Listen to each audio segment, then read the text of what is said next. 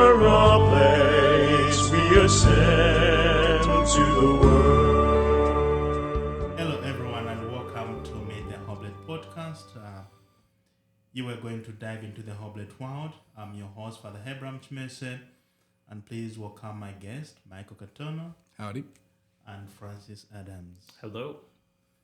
Today we are shedding light on the topic that many of you have been waiting to know, our vocation stories.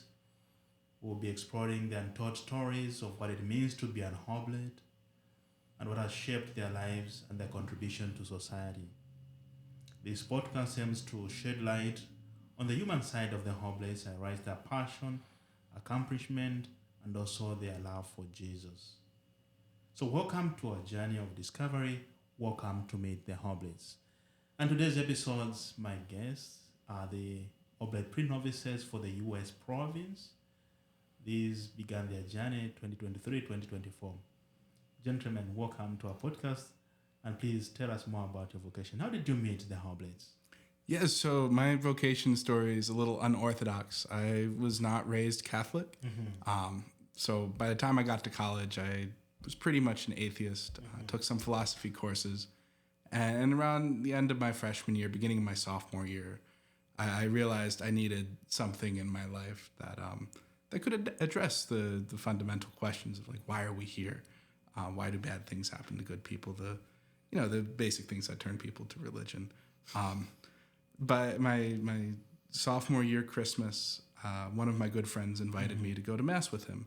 And in that moment, I felt just a presence that was greater than myself, kind of scary, but also comforting at the same time. And I just from that moment knew I need to follow this.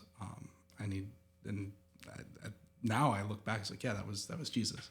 I need to follow this. So I was at Rice University and got involved with the Newman Center there. And the chaplain was Father Ray Cook, an oblate and our current provincial. At the time, I had no idea what an oblate was. But as I was going through the process of becoming a Catholic, also engaging in our student ministry events, I got to see the oblates at work. We'd have like Father Art come in and say Mass sometimes, or Father Sal come and say Mass. So I got to know the community from my time at Rice. Also, our spring break service trip, my senior year, we got to visit some of the missions that the Oblates have down in South Texas. And just seeing that history of work and really meeting the poorest and most abandoned touched me. And so I went on a few come and sees and applied to the pre-novitiate, and it's been wonderful. So that's how I got here. Blame Father Ray. So thank you to Father Ray for that encounter. Thank you. And as we say, every Hoblet is a vocation promoter. So wherever you are, whatever ministry you're doing, please promote vocations. Francis, how did you come to meet the Hoblets? So a little bit different story. My discernment started far before I met the Oblates, actually. I grew up in North Texas, which is not an area where the Oblates have historically been active. Indeed, there aren't a whole lot of religious priests up there. It's mostly diocesan in my experience. And so from a young age, I was relatively well-behaved and, relatively smart kid in church. So all the little grandmas would come up to me and go, "Oh, you should be a priest." Yeah. And when you're a kid, you don't think too much of it. But towards the end of high school, everyone's applying to college. Everyone's starting to decide what they're going to do with their life. And that's when I started seriously thinking about, maybe I should be a priest. Yeah. And so at that time, I started looking into the only sort of priesthood I knew about, which was the diocesan. I went on a come and see to St. Joseph Seminary College in Covington, Louisiana, which is a beautiful, beautiful church and great place. And I really felt a call, and so I applied to enter formation with the Diocese of Fort Worth. And then mostly due to my own fault, but partially due to just the struggles of COVID, I did not go to many vocations events with the diocese, and I didn't make a very good effort to stay in contact with the vocations directors. So when I applied to join the diocese, I was denied. I was a little bit bitter about it at the time, but looking back on it, I realized that, I think they made the right decision there, because I had not made a very good effort. And so that was all happening in 2020. In summer of 2021, I attended a vocations event that's co-hosted by the Diocese of Dallas and Fort Worth, called the Vocations Awareness Program. It takes place every summer at the University of Dallas. And the best way I could describe it would be that it's like a job fair for religious vocations. They invite young men and women from across the two dioceses to come for a weekend. And then they have lots of diocesan priests, as well as religious priests, religious brothers, and religious sisters. And so while you're there, you get to be exposed to religious life as well as the diocesan priesthood. And so while I was there, I met Father Victor Patricio, who was the vocations director for the province at the time. And I remember when I saw him, he was wearing his cassock and he had his oblate cross, which if you know him, that's I think how he dresses a lot of the time. Oh yeah. And so I saw him and I thought, oh, cassocks are cool. That's a pretty cool cross. So I chose to meet with him in a one-on-one session during that retreat. And during that session, I thought he was, very sort of meek, very timid. To be honest, looking back on it, at the time I thought, why on earth did they make this guy vocations director? But after the weekend, he was the first and I think the only vocations director who I met and talked with there who got back to me. And he continued to talk to me. He asked me how I was doing and how my vocation was, or how my discernment was going, if I was still thinking about the priesthood, if I was still thinking about the oblates. And he invited me to come down to San Antonio to attend an ordination. And, I was kind of surprised because, I was like, oh, okay. But, I said yes, and I came down, and I was here. And when I was down here, I got to meet all kinds of different oblate priests, because I'd only met Father Victor up to that point. And the second I got here, every time I met an oblate, I was just blown away by how welcoming they were. A memory I have of that time, of that visit, was I think that maybe the day or the day after I came down. I was sort of hanging out at the Scholasticate with Father Victor and a couple of the brothers, and they said, oh, we need to go to the grocery store today. You want to come with? And, I'm thinking that's kind of weird thing to ask me, but okay. So I go to the grocery store with Father Victor and Brother Henry. And at the time, I don't think I realized it, but looking back on it, I realized just how welcoming they were, how much, just in small actions like that, they were welcoming to me, to their community. And so I continue to stay in contact with the oblates. Father Victor has this uncanny ability to call or text you when you really need to hear from him. And perhaps that's the Holy Spirit moving within him. Maybe he has psychic abilities. I don't know. But so, over the next couple years, anytime I was struggling or if I was feeling a little bit stale in vocations, I'd get just a text from him like, hey, do you have time to talk today? Or how are you doing? How's your mom?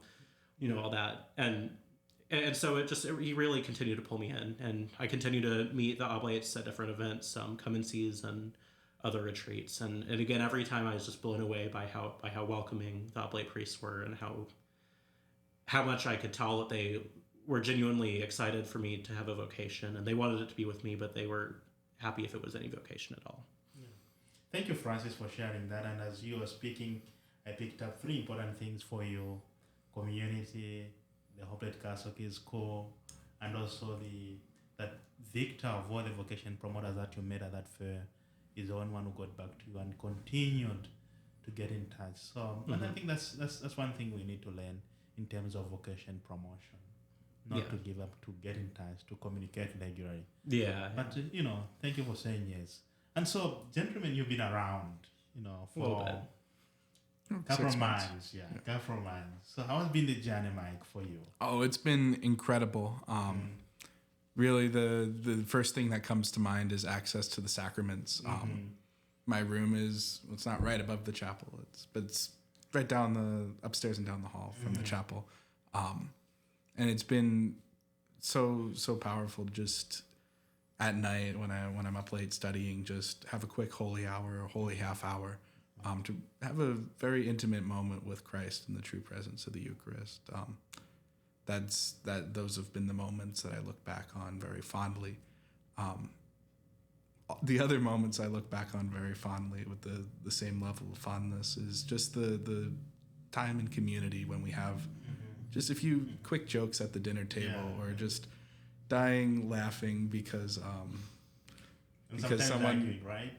Sometimes arguing. Oh, arguing, but also just like bonding too, like just laughing over the priest that brought us 17 cartons of ice cream, Something like that. Shout out to Father Dale, thank you very much for that. But yeah, just to experience Christ in the sacraments at a very intimate level, but also just being with one another. It's the double punch, and it's incredible. And Omar, you've mentioned two important things there when it comes to the oblate vocation: the aspect of community, the aspect of love for Jesus. And when you love somebody, you will seek moments and times to spend some time with them. And if you can create that time, to go and spend an hour by yourself with Jesus, that is how much you love your Lord. And as I've said, please don't give up that. Let that continue growing in your vocation journey. Francis, how has been your stay so far? It's been good for me as well. Are you happy? For the most part. Yeah, no, I've had a really good time here as well so far. Similar things as Michael said, access to the sacraments is very edifying. But to say something different, because it wouldn't be fun if I just said the same things, is, as some of y'all may know, is that this house, the pre-novitiate here, is also the house of hospitality for the province. So anytime an oblate needs to be in San Antonio for meetings or hospital appointments or what have you, or just to visit, there's a good chance they'll be staying at our house. And so something I've noticed is, I've interacted with a lot of oblate priests through that. Dale Schlitt was one of them. He bought us lots of ice cream. We appreciate that. But every time there's a priest staying with us, or a brother, whether they be from our province or another one, there's this very real feeling that, we're part of a shared family. There's none of that awkwardness that you might have where if you're just sitting down to eat dinner with a stranger, a lot of the times it can be tense because you don't know them and you don't know what to talk about. Yeah. But I've never felt that with the visiting oblates, that we have to introduce ourselves. We're strangers at first, but there's this very real sense of community, sense of hospitality, and sense of welcome from them. And so it really does feel like, even though I've only been here 4 or 5 months, I'm already accepted as part of the oblate family, and that's very, very, very good, I think. Yeah, thank you for sharing that. And that's a good part of having the pre-novitiate here in San Antonio, and specifically in this compound where you have a lot of oblate communities around us. You can visit, they can visit. And as you know, we have had a lot of encounters to the oblates around this compound. So thank you to the brothers. Keep visiting us. Our community is a house of hospitality, as Francis has said it. And so, gentlemen, lastly, if you are given some time to promote the oblate vocation, from your experience, what would you say to someone discerning, someone seeking, someone, searching? Yeah, I think you just said it. We're a house of hospitality. That's a fun phrase. Come and visit. I've been thinking about how to answer this question, and so much of what makes oblate life, you can't put it into words. You have to see it to experience it. So come join us. We have discerners coming in from around the country that'll come stay with us for a week or two, a week or a few days, and just come to classes with us, see how we live, see how we pray, and experience a part of that community. So there's information on our website, omiusa.org, for how to get in touch with our vocations promoter and schedule something like that. So as our Lord says, come and see, but you don't have to stay if you don't want to. Thank you. Francis? Yeah. So the thing that really spoke to me about the oblates, aside from the hospitality, was that just how different they are. was that every oblate I met, they had different sensibilities, aesthetically, liturgically, spiritually. They weren't all the same. And with a lot of orders, especially the small ones, there could be a certain stress where you don't necessarily fit in with the spirituality or the aesthetics of the other people. But with the oblates, that's not a worry. To borrow a term from Protestantism, it's a big tent congregation. There are all kinds of different oblates. So if you're not sure that you'll fit in because you have a certain spiritual sensibility or a certain aesthetic sensibility, there's a place for you.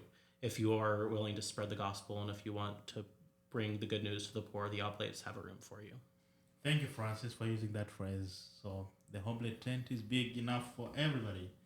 So to those that are seeking, that are searching, please keep knocking and knock at the oblate door. We'll open it for you. So this has been the Oblate Podcast for the U.S. province. And my guest today was Michael Katona and Francis Adams, the Pre-Novices for the U.S. province. And our house is here in San Antonio. So thank you, gentlemen, for sharing your vocation stories. As we always say, we'll keep praying for you that God who has called you may see you through this journey. To the people that are following us, please continue following us on our Facebook page, on our Instagram, and the Oblate Province web page. This has been the Oblate Podcast. Thank you for following us. God bless. Adios.